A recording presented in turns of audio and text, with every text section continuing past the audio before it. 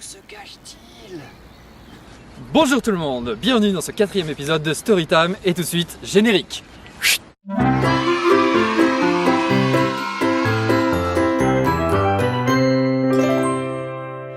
Et aujourd'hui, je vais vous parler de la fois où j'ai été ramasser du thé à la main. C'était en Chine. Je me souviens d'un voyage écologique, donc c'était un voyage qui avait apporté à la fois de visiter les environs, mais aussi d'être un peu sensibilisé à l'industrie durable et à l'environnement. Et pour ça, on était allé ramasser du thé à la main dans les champs de thé en Chine. Et l'endroit où je suis aujourd'hui me fait beaucoup penser à ça, de par un peu cette forme de petites collines que vous pouvez voir, des petites feuilles que vous ramassez. Là par exemple, vous voyez, ça fait un peu des petites feuilles comme ça. Et ben en fait, dans les champs de thé, c'était à peu près pareil, en beaucoup plus haut. On avait le thé qui nous arrivait à peu près à hauteur des aisselles, voire parfois plus haut, des fois plus bas. Je me souviens être totalement submergé dans les champs de thé. Et on avait nos petits paniers, comme ça, et on se baladait, puis on ramassait, on cueillait les feuilles de thé à la main. Alors il fallait en prendre des qui soient pas mûres entre guillemets, mais qui soient bonnes pour la récolte. Mais vous voyez un peu, c'était comme dans les films, les grandes collines de champs de thé qui s'étendent à perte de vue. Et franchement, c'était tellement beau. En plus, on était proche du coucher du soleil. Et oh là là là là! Et je me souviens avoir pris une photo qui après est vraiment restée parmi une de mes photos préférées encore à ce jour. J'avais dû quand même pas mal la repasser sur Lightroom parce qu'il y avait quand même pas mal de pollution. Je rappelle, on était en Chine et ce sera toujours un topic auquel il faut que je m'adresse avec vous. Mais pas cette fois. Sur cette photo, on voit vraiment les grandes plaines et collines avec les champs de thé et c'était tellement magnifique. Et pour la photo, c'était juste waouh quoi. T'es là, tu fais waouh, waouh, waouh. J'ai pas d'autres mots, tu vois. C'était juste breathtaking, comme on dit en anglais. Et donc on a fini notre petite récolte avec nos petits paniers de thé qu'on apporte comme ça, et puis on l'a tous mis dans un grand panier, et c'était tout pour notre récolte à nous, parce qu'en fait après il faut faire sécher les feuilles, il faut les préparer, en faire du thé, et tout ça, c'est un long processus. Comme on était là que pour une après-midi, on n'avait pas le temps.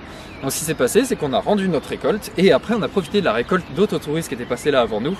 Alors le thé, vous voyez, les puristes diront « Oh mais c'est vraiment cueilli à la source !»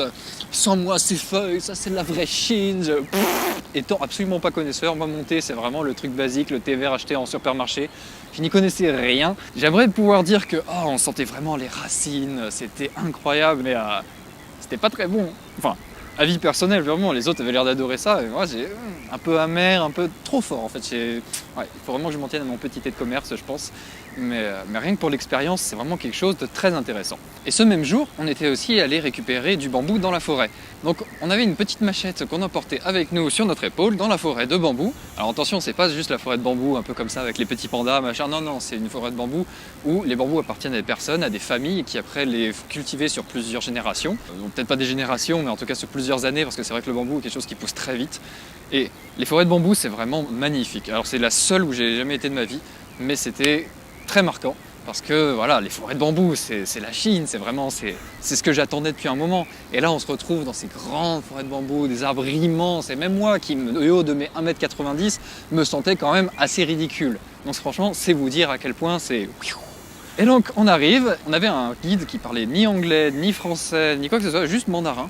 Avec mon mandarin très très basique, je m'en suis juste tenu à ni hao, et ça s'arrête là. Mais en tout cas, à la gestuelle et avec les visages et les sourires, on se comprenait très bien. Et il nous a emmenés donc voilà, dans sa partie de la forêt. Et ensuite, il fallait abattre des bambous. Donc en fait, si on les récolte, c'est quand ils arrivent à maturité, qu'ils sont assez secs. En fait, si on prend du bambou encore dans la force de l'âge, vous pourrez essayer de le faire tomber, mais alors bon courage, parce que franchement ces trucs c'est du solide. On voit tous les petits bambous qu'on a dans nos jardins qui sont genre petits comme ça et qui sont assez fébriles. Non, non, non, non, non, là je vous parle des vrais bambous, genre ceux qui font genre au moins ça de diamètre, mais ça mon gars, c'est énorme.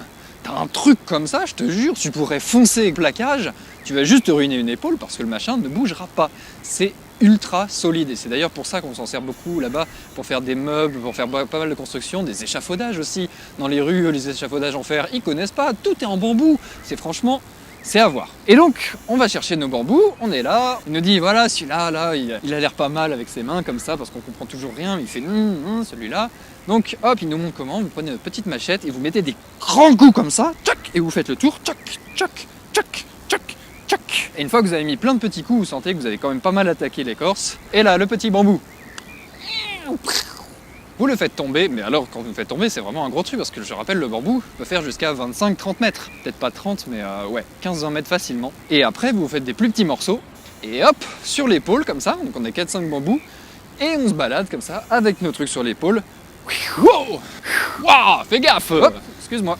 Et après, on est revenu au village donc avec nos grands bambous. Et ensuite, eux, derrière, se chargent de faire plein de meubles, de construction, énormément de choses qui vont servir dans la vie de tous les jours avec du coup ces bambous. Hop. On n'y voit plus rien. Et voilà, c'est tout pour cette expédition. On a vu aussi d'autres choses ce jour-là, comme un barrage, comme d'autres parties de la forêt de bambou. On a vu un repas avec les locaux. C'était vraiment des choses qui étaient trop bien. Si vous avez l'occasion de faire un peu des visites durables, un peu portées sur l'environnement, sur la conservation, sur les traditions locales, etc., ça coûte un peu plus cher que votre tour touristique un peu basique. Mais alors c'est tellement mieux parce que là vous avez vraiment parlé avec des locaux, avec des personnes. Il n'y a rien de touristique à cet endroit-là. On était vraiment les seuls, on va dire, Européens de tous les environs. Ça n'a duré qu'une journée, mais alors c'est une des journées dont je me souviens le plus là-bas. Enfin voilà, tout ça pour vous dire que la Chine c'est génial, j'en reparlerai, ça c'est sûr. Pour ce soir, on va aller regarder le petit coucher du soleil, et puis je vous donne rendez-vous à la semaine prochaine pour un 5e épisode de Storytime.